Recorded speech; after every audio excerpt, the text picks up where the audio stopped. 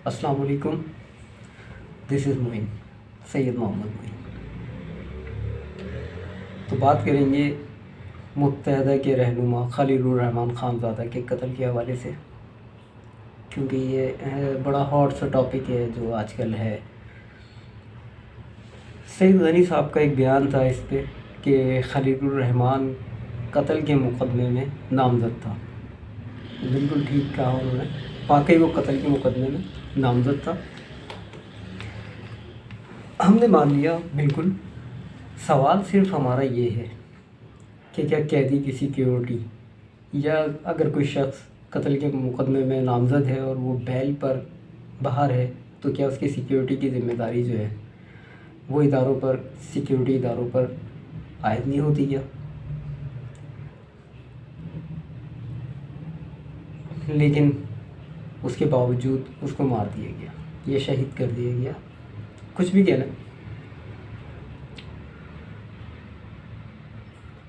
हालांकि खलीलुर रहमान खानज़ादा जो है वो अपनी वीडियो बयान में बता चुके हैं कि उनको थ्रेट्स हैं, उनको सिक्योरिटी फराहम की जाए, बट ऐसा नहीं हुआ, उनको सिक्योरिटी नहीं दी गई। तो क्या ये ज़िम्मेदारी उन सिक्योरिटी इदारों पर नहीं आती? और अगर आती है तो फिर ये कत्ल कैसे हो गया?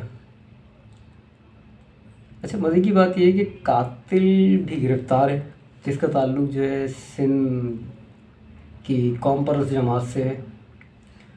और मज़े की बात यह है कि सिंध की कौम परस्त जमातों की उसको हिमायत भी हासिल है। और ज़ाहिर सी बात है, अगर इंटीरियर सिंध में ये कत्ल हुआ और इंटीरियर सिंध की कौम परस्त जमातें जो है वो कातिल की हिमायत में है, तो पुलिस की क्या पोजीशन होगी ये आप बेहतर जानते हैं और अच्छी तरह जानते हैं। तो यही हुआ वहाँ पे। एक फुटेज आपको, एक तस्वीर आपको दिखाता हूँ जिससे बड़ा वाज़ेह हो जाएगा कि आखिर क्या हो रहा है और क्या चल रहा है। तो फुटेज देखिए अभी आप। एक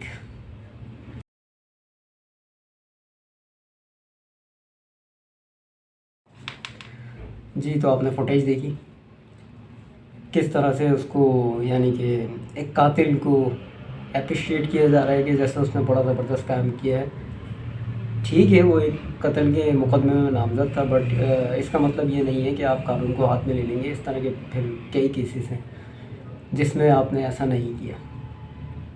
कराची की तारीख बड़ी इस चीज़ से भरी पड़ी हुई है। और उससे ज़्यादा मज़े की बात ये है कि अब जाहिर सी बात है, अगर कत्ल हुआ है तो उसके ऊपर एहतजाज भी होगा।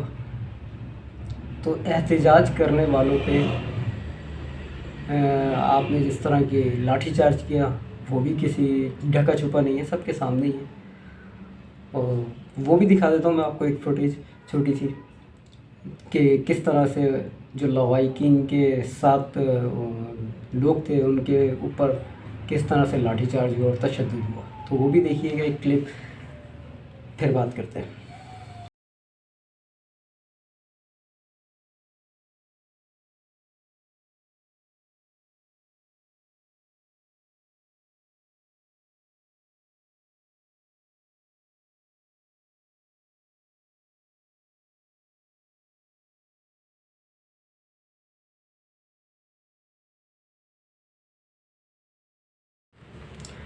जी, तो आपने एक क्लिप देखा जिसमें किस तरह से लाठीचार्ज हो रहा है।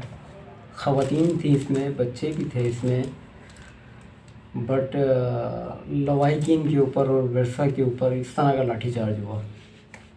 तो देखिए, बात सिर्फ इतनी सी है कि कराची के अंदर ऑपरेशन हुआ जो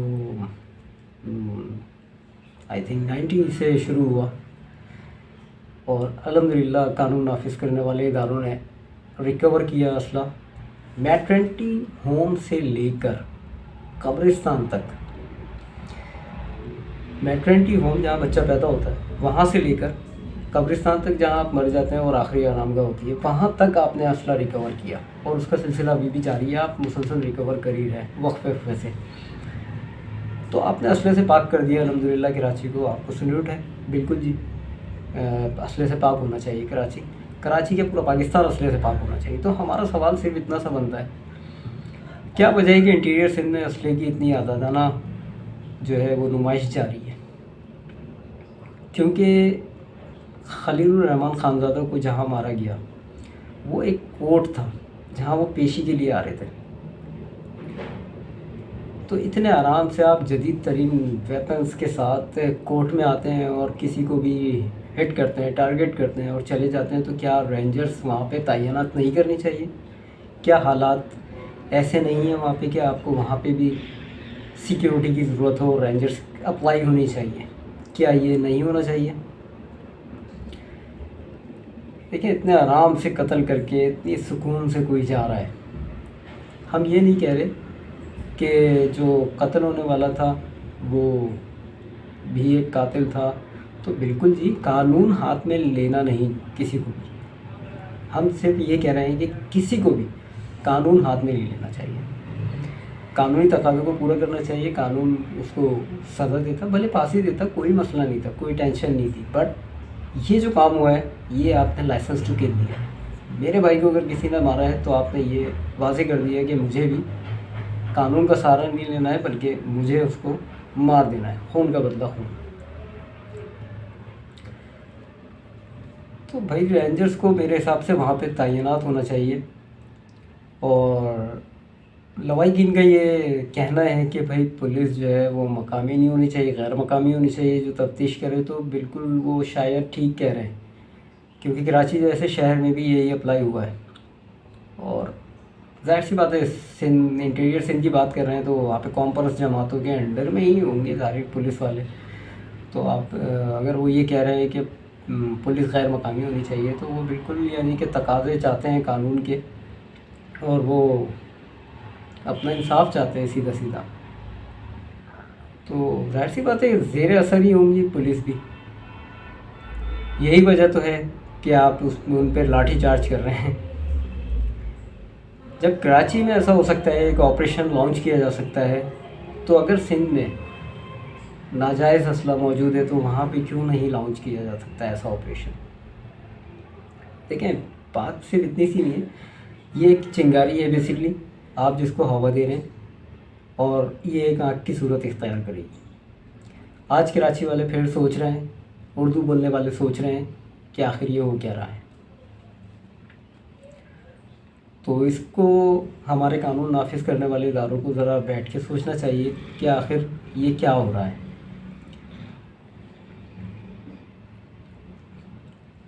एक सियासी तंजीम के रहनुमा का कहना था कि एहतजाज की आड़ में पुलिस की चौकी भी जलाई गई। देखें जी, बिल्कुल जलाई गई होगी, मैं ये नहीं कह रहा कि नहीं जलाई गई होगी। जाहिर सी बात है, जब पुलिस की प्रोडक्शन में किसी को मार दिया जाता है तो रिएक्शन दिया उनके लवाहिकीन ने, जो नहीं देना चाहिए था। मैं ये नहीं कह रहा, मैं इनको सपोर्ट नहीं कर रहा कि देना चाहिए था। मैं सिर्फ इतनी सी बात कर रहा हूँ कि ये एक रिएक्शन था जो उन्होंने दिया, और ये रिएक्शन कई दफ़ा हुए। कई तंजीमी लोग जो हैं जिनका मर्डर हुआ है, जिनको कत्ल किया गया है, तो उनके उसके बाद ये रिएक्शन आया है। भाई कराची ने झेला है ये रिएक्शन। मैं खुद यानी कराची में रहता हूँ, मैं ये चीज़ें देख चुका हूँ।